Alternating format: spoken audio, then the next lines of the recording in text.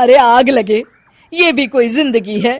सुबह से चिल्लम चिल्ली पुकार सुन के मैं तो तंग आ गई हूँ। अरे वो भी क्या दिन थे जब मैं गांव में रहा करती थी। पहले बड़ी सुखी थी मैं। पहले मेरी जिंदगी क्या थी और अब क्या हो गई है। शहर में तो लोग भेड़ बकरी की तरह जीते हैं। जीने का असली मजा तो गांव में है। क्यों, क्या हुआ माँ जी? आज गांव की बहुत याद आ रही है आपको? अरे हाँ बहू, शहर का जीना भी कोई जीना है। लोगों की आधी जिंदगी तो सड़कों के ट्रैफिक में निकल जाती है और यहाँ रखा ही क्या है। एक बात कहूँ, दिल्ली शहर अब पहले जैसा नहीं रहा। क्या माँ, जब देखो गांव के गुणगान गाती रहती हो। ठीक है, इस बार ना बच्चों के कॉलेज की छुट्टियों में हम सब गांव चलेंगे, ठीक है? हाँ, ये ठीक है। फिर कुछ दिनों के बाद सारा परिवार अपने गांव चला जाता है। अरे वाह, कितनी ताजी और साफ हवा है, कितनी शांति है यहाँ। चल बहू, अब बढ़िया सा खाना बना दे, मजे से आंगन में बैठ के खाएंगे। सुशीला गांव का माहौल देख बड़ी खुश होती है। 2 दिन के बाद गांव की कुछ औरतें सुशीला के घर आती हैं। बड़े दिनों के बाद गांव आई है सुशीला। हमें तो लगा कि तू शहर जाके गांव को भूल गई। और बतिया, तेरी बहू कैसी है? जरा मिलवा तो उससे। अरे मेरी बहू तो लाखों में एक है। बड़ी किस्मत वाली हूँ मैं जो मुझे जानकी जैसी बहू मिली है। हमेशा मेरी सेवा में लगी रहती है और आज तक कभी पलटकर जवाब नहीं दिया उसने। सुशीला की बातें सुनकर सभी औरतें हंसने लगती है।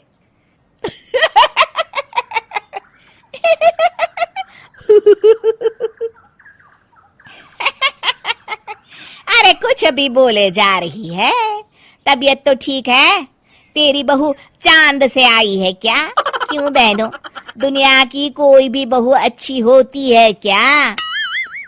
सब औरतें ममता की हाँ में हाँ मिलाती हैं।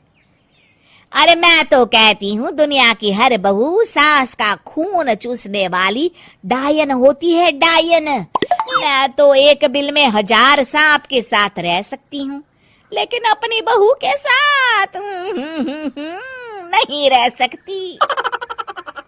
हाँ, तूने सही कहा। मेरी बहू तो तेरी बहू से भी 2 कदम आगे है। सब औरतों की बातें सुनकर ममता मन ही मन बड़बड़ाती है। अरे ये गांव सुधर गया, लेकिन औरतें नहीं सुधरी।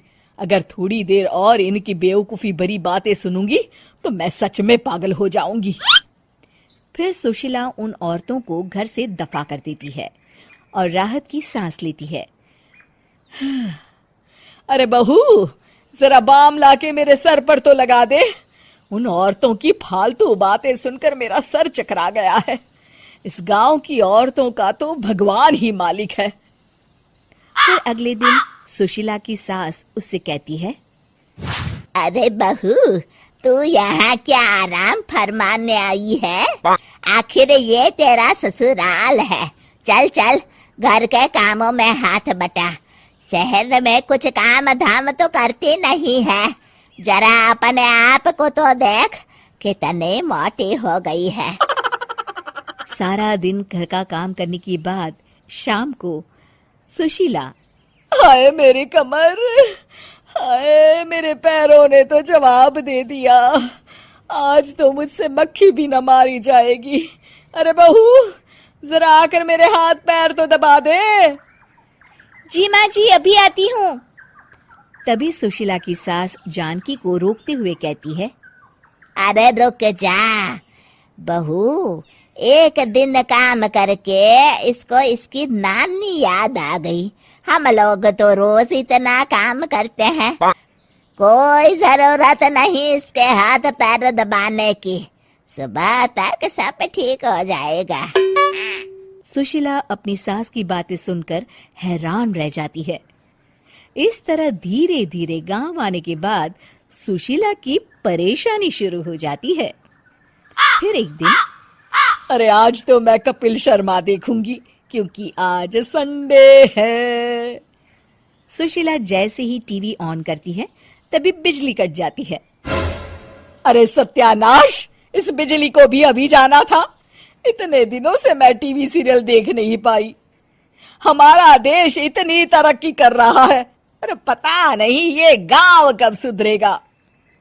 अरे अब तो 2 दिनों के लिए बिजली को भूल जा, ये तो यहाँ रोज की बात है।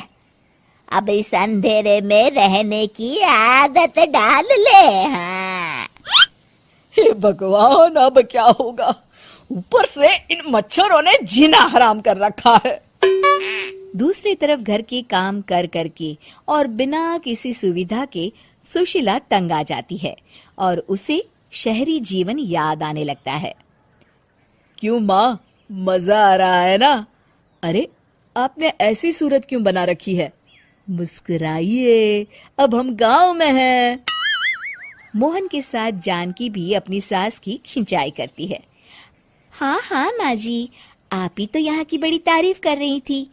फिर अभी तो कुछ ही दिन बीते हैं, वैसे भी अब तो आप यहीं रहने वाली है ना? अरे नहीं नहीं बहू, मैं एक दिन और यहाँ रुकी तो मर जाऊंगी। मुझे शहर ले चलो। क्या दिन थे, कितनी सुखी थी मैं वहां। ठीक है माँ, हम कल ही वापस शहर चले जाएंगे। इस तरह सुशीला शहर आ जाती है और फिर कभी दोबारा गांव जाने की जिद नहीं करती।